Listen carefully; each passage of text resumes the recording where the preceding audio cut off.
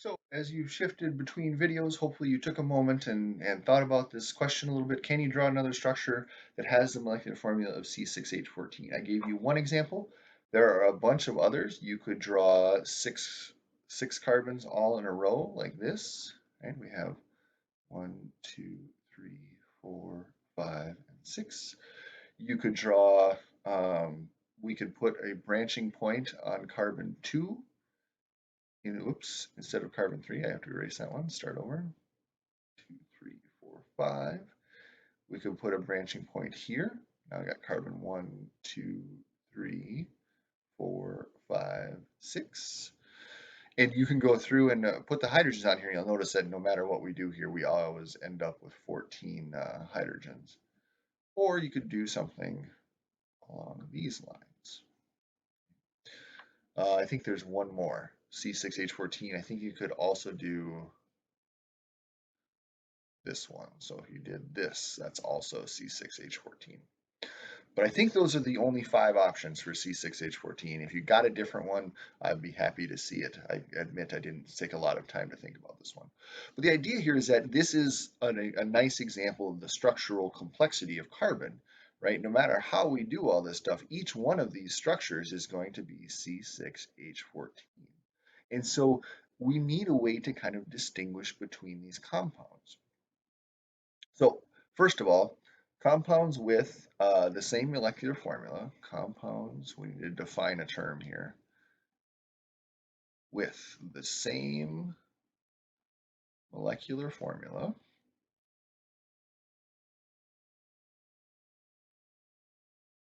but different structure.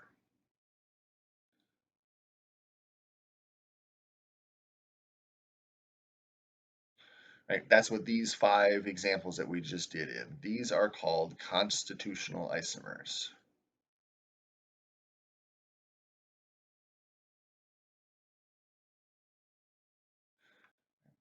Constitutional isomers, they're one of the things on our map. We go back to our map here that we had. Right? Constitutional isomers are one of those things that were really important for organic structure. So we're going to talk about how to name, well, we're leading to naming, but we've already kind of started to work on the drawing of constitutional isomers. Right? And so we'll talk about more what that means here in just a minute. Compounds with the same molecular formula but different structure are constitutional isomers. So when we look at constitutional isomers,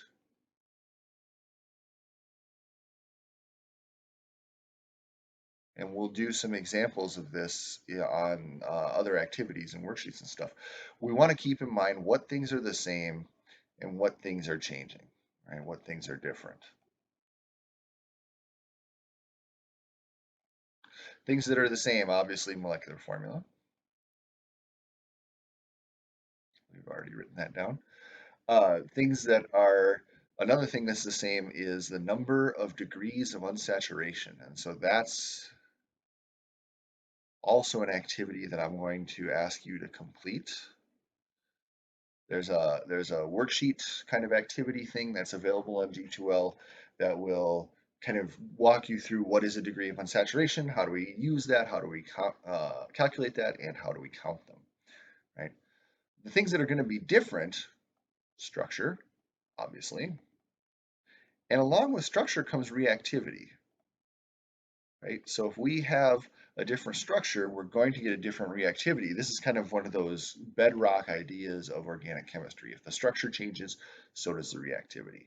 And so structure and reactivity are going to change, and furthermore, the names of the organic molecules will change. And so what I hope we've shown through this example is that molecular formula is a really bad way to talk about organic compounds, right? So molecular formula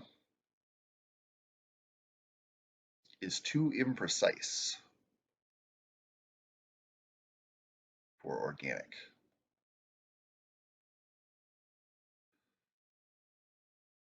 And the reason it's too imprecise for organic compounds is, of course, that carbon is so complex, right? We can rearrange carbon in so many different ways that just saying a molecular formula doesn't give us any clue of what the structure looks like, right? It doesn't tell us how the atoms are connected to each other. So instead, what we need to do is we need to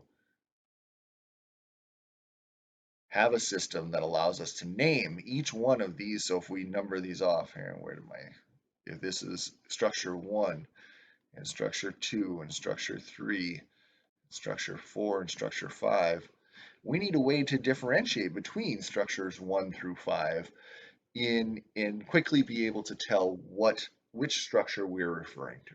And this is where we get into the naming system of organic chemistry and how do we differentiate between these structures. So that'll be the next video.